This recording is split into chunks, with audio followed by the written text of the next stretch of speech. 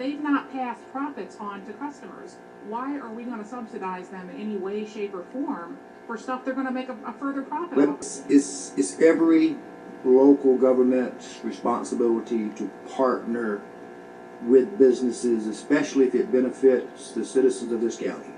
If this project, us partnering with Gulf Power Company, partnering with Eglin, if this project proves to be beneficial, it's going to reduce, hopefully, the rates for people in this county.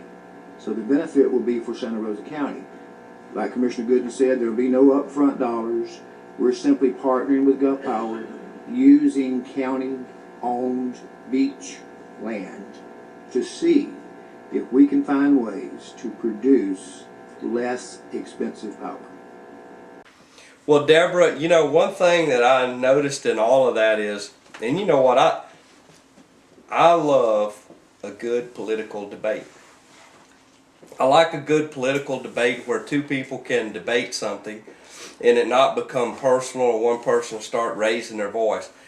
I have to say that it really tickled me that you asked a hard question. Apparently Commissioner Gooden didn't like it too much, and as he does when he doesn't like a question, kind of raised his voice and did his best to cut you off right then. But I believe I was laughed at. I believe that you held your ground, and I'm glad that you stood there and asked those questions. Those are all questions that need to be answered. It's just funny to me. Hey, if I want power at my house, there's only one person I can call: Gulf Power. It's a monopoly. I mean, they've got everything. Right. They drive a newer truck than I do. They have a nicer build than I do. They get better stock options than I get. They got a better expense account than I do, and they got a puppet public service commission that'll give them whatever they want to expand their empire. And then on top of that, my survey team is going to go mark off the spot and give them the use of valuable property. And let's just add in here quickly. They're also going to get free water, millions of gallons, is my understanding. Another side deal that they got from the ECUA. This is in Escambia now. When they move the sewage treatment plant from the downtown location, when they move it up to a more northerly location in Escambia County, the water that they treat and becomes gray water, they're going to pump that over. In their cooling towers. They're going to use it in their cooling towers. But they're giving it to Gulf Power. Right. They're giving them water. And let me say something about that. You know what? We're all excited. I saw a recent story in the newspaper in the Pace area where they were going to convert to gray water to water their fields and things. But they pay for it. The residents of Pace pay for the gray water. You would have to pay for it. The citizens in any area where there's gray water, you pay way less than water out of the well, but there's still a charge for that it. would add up if it's millions of gallons a day. And it just amazes me. Here's another opportunity.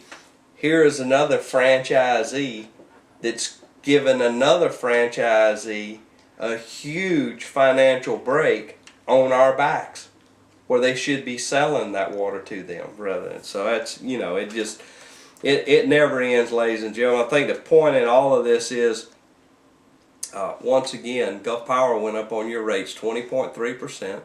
Point two is, after the first couple questions that Deborah has asked them, they won't answer anymore. And I think you've watched us long enough to know that we're just kind of two people that's going to get the answer. May take a while. Heck, I waited 4 years to get an answer at Team Santa Rosa, but I got it. We're certainly going to continue to ask the question, right? Which is more than other news outlets in this area have done.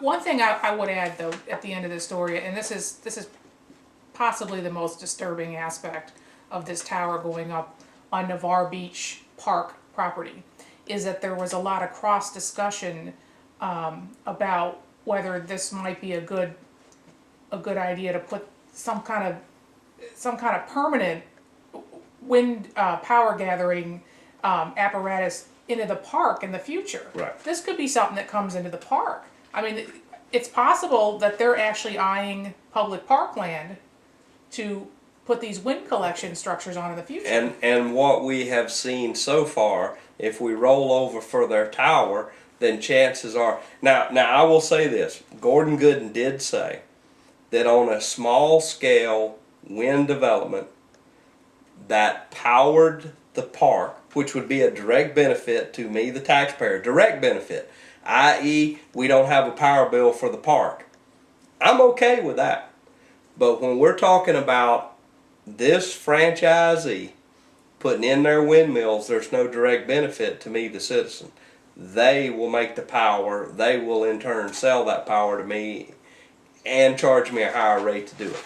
That's the part that I can't go. Or they'll call them carbon credits or something like that. And fortunately, we have footage of Commissioner Gooden's opinion on carbon credits, so we may need to dig that footage out in the future. Yeah, well, he and I are on the same page of Al Gore and the carbon credits. It's a mysterious animal, but I think we've probably beat that one to death. Now, you know, Deborah, in our last show, we discussed the beer sales on Sunday, and you used the term, and I agreed with you, slippery slope. Well, you know, our friends over at the Pensacola News Journal, they had an editorial recently. Poker, a good gamble in a weak economy. You know, this is the slippery slope that we're talking about.